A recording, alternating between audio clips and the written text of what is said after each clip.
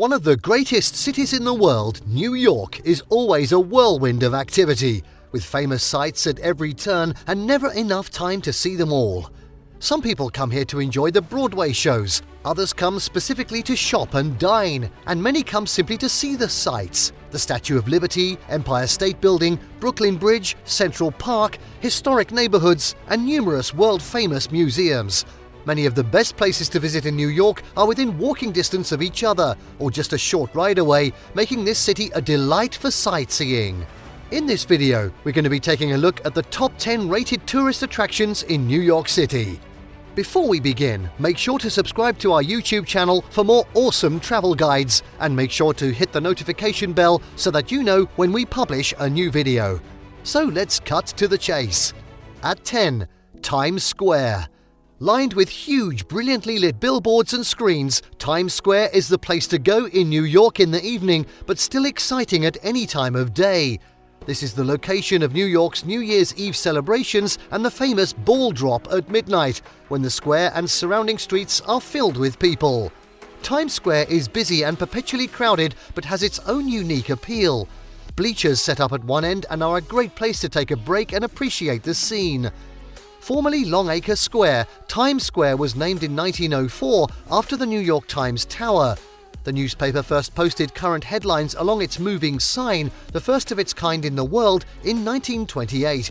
If you've had your fill of sitting in the bleachers and are looking for something fun to do either as a group or a couple, stroll over to Madame Tussauds Wax Museum. The eerily lifelike wax figurines feature NYC icons like Jimmy Fallon and the set of The Tonight Show, Broadway cast members, and shows where you actually get to dress up and participate. The building's glass dome protrudes over Times Square for awesome views.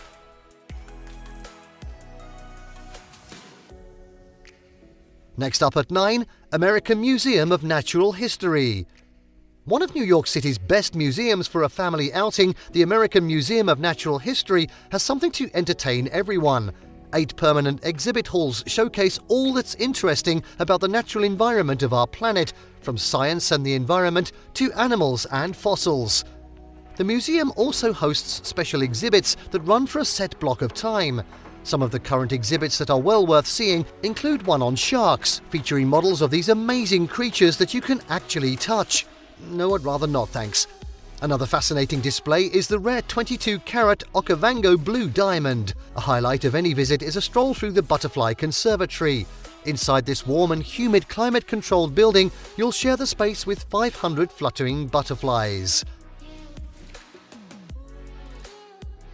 Next up, at 8, High Line. An exciting and recently expanded attraction in New York City, the High Line is a former rail line that has been transformed into an urban walking trail above the city streets. This unique linear public park has been planted with a variety of plants and trees, many of which are native species. In spring, many of these come into bloom.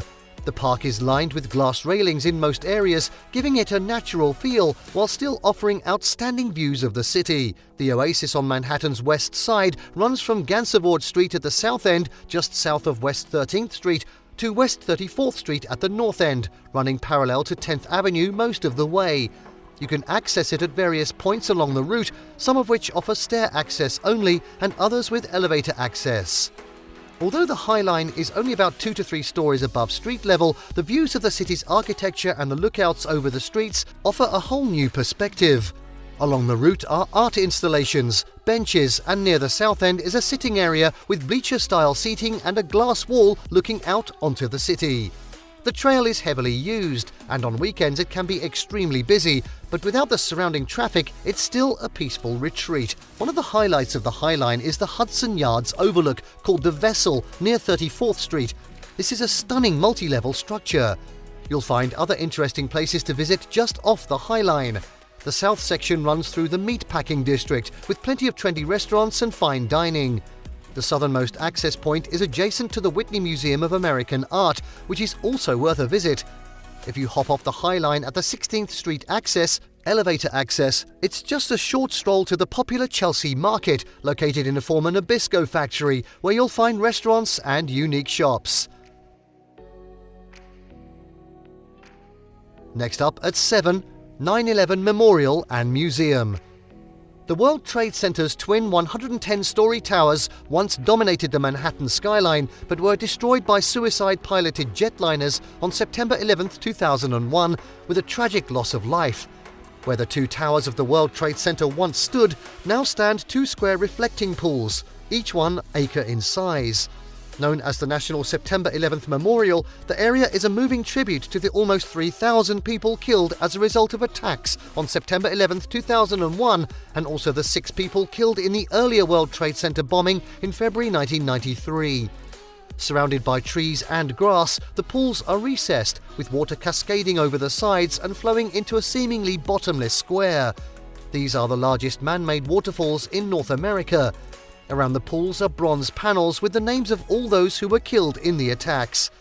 The 9/11 Memorial Museum is located in an architecturally stunning, curving glass building between the two pools. It features displays that include artifacts, photos and videos presenting the story of 9/11, as well as the aftermath and impacts. The building is constructed around the remnants of the World Trade Center and incorporates the old structures within the extraordinary new museum building. The memorial and the museum are located on the south side of One World Trade Center on Greenwich Street. Also worth seeing in this area, on the opposite side of Greenwich Street, is the eye-catching Westfield World Trade Center, which contains Oculus Plaza. You can't miss this building with its white fins and spaceship-like appearance. This is a public building with shops and high-end stores, but it's worth popping in for a quick look at the architecture. Tickets to the 9/11 Museum must be purchased online or at the window in advance. This is one of New York's most popular things to do, so booking ahead is essential to avoid disappointment. If you are traveling as a family, be sure to book the discounted family rate for up to 5. When purchasing your tickets, you will have the ability to select a time to visit, and you must make your time slot. On Mondays, the museum entry is free from 3:30 to 5 p.m, but tickets still need to be booked in advance, starting at 7 a.m, and are limited to 4 per person.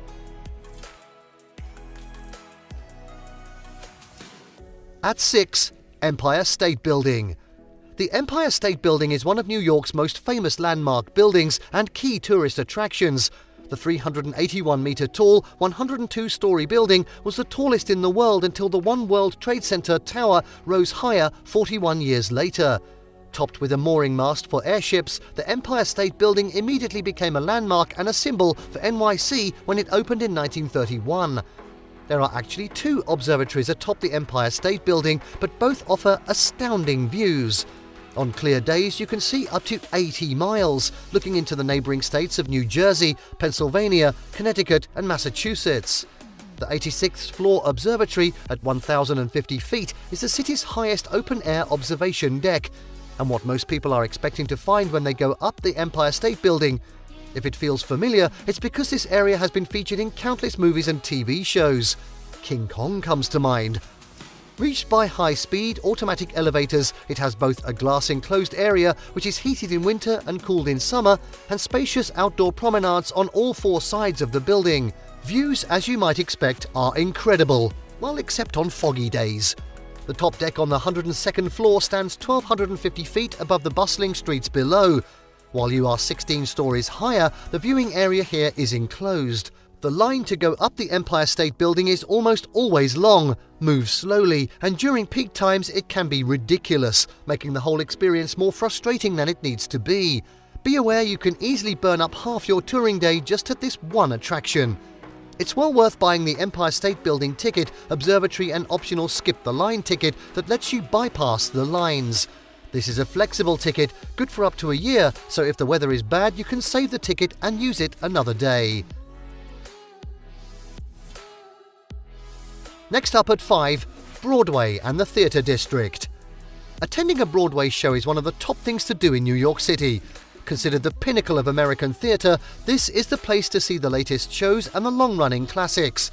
Broadway usually refers simply to Broadway Theatre, which encompasses a large number of theatre venues in the Theatre District and along the street of Broadway. For the most popular shows, tickets should be purchased well in advance. Schubert Alley is a famous pedestrian-only alley in the Theatre District and home to 2 well-known playhouses, the Schubert on 221 West 44th Street and the Booth at 22 West 45th Street. Historically, aspiring actors would frequent Schubert Alley looking for opportunities to perform in a play sponsored by theatre baron Sam S. Schubert. A chorus line played at the Schubert for a record 6,137 shows. The musical Oklahoma debuted in 1941 at the St. James Playhouse just down the street. Other legendary places include Sardi's Restaurant, where many famous actors met, and the Music Box Theatre, where Irving Berlin staged the Music Box Revue in 1921. At 4, it's Metropolitan Museum of Art. The Metropolitan Museum of Art, or the Met as it is commonly known, was founded in 1870 and is one of the most famous museums in the United States. The permanent collection of the Met contains more than 2 million works of art, spanning a period of 5,000 years. 5,000 years! Although the museum has 3 sites, the centerpiece is the Met Fifth Avenue. Highlights of the collection include American decorative arts, arms and armor, costumes, Egyptian art, musical instruments, photographs, and much more. Exhibitions bring some of the world's most famous works to the public.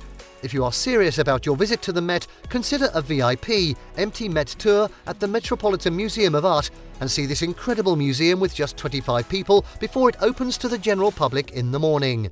The Met Cloisters, located in Fort Tryon Park in northern Manhattan, is another extremely popular New York museum. This branch of the Metropolitan Museum of Art, housed in an outstanding structure built around medieval cloisters, chapels and halls, focuses on the medieval art and architecture of Europe. And now at 3, Rockefeller Center and Top of the Rock Observation Deck. When it comes to New York attractions, Rockefeller Center is on almost all tourists' itineraries. This vast entertainment and shopping complex in the middle of Manhattan is home to NBC TV and other media, but the centerpiece is the 70-story 30 Rockefeller Plaza, an Art Deco skyscraper that offers awesome views over Manhattan from the famous Top of the Rock Observation Deck. The deck, as it's known, includes 3 floors located on the 67th, 69th and 70th floors. What happened to 68? Indoor and outdoor viewing spaces offer spectacular views by day or night. You can buy a Top of the Rock Observation Deck ticket in advance. These tickets come with a flexible voucher redemption policy, so you can change the date if your plans change or the weather doesn't cooperate. Skating on the outdoor skating rink at the base of the tower is one of the most popular things to do in winter in New York City, and a fun activity for families and couples. The rink is typically open from October to April. After Thanksgiving, a huge Christmas tree is erected in front of the skating rink, lighting up the complex for the holiday season. Many people visit New York in December just to see this sight. Another point of interest in this area is the famous bronze sculpture of Atlas in front of the International Building. It's a popular subject for photographers. At 2, it's Central Park. A walk, pedal or carriage ride through the crisscrossing pathways of Central Park is a must-do on anyone's New York City itinerary. In winter, you can even lace up your skates and glide across Wollman Rink. This huge park in the city centre, a half-mile wide and 2.5 miles long, is one of the things that makes New York such a beautiful and livable city. Besides being a great place to experience a little nature, Central Park has many attractions within its borders, and most of them are free, making it one of the few cheap things to do in NYC. Some of the most popular places to visit include the Belvedere Castle, Strawberry Fields, the Central Park Zoo, and the lake. If you are exploring the park on your own, start by picking up a map at one of the visitor centres and plot your routing. I can also recommend Inn on the Green, a great place for a cocktail. Our favourite value hotels in Manhattan for quality, price, comfort and a fabulous location within walking distance to Times Square, Central Park and Rockefeller Center. You can't beat the Pearl Hotel. And finally, at number 1, Statue of Liberty. America's most iconic site, the Statue of Liberty is at the top of every first-time visitor's list of things to do in New York. It was France's gift to America.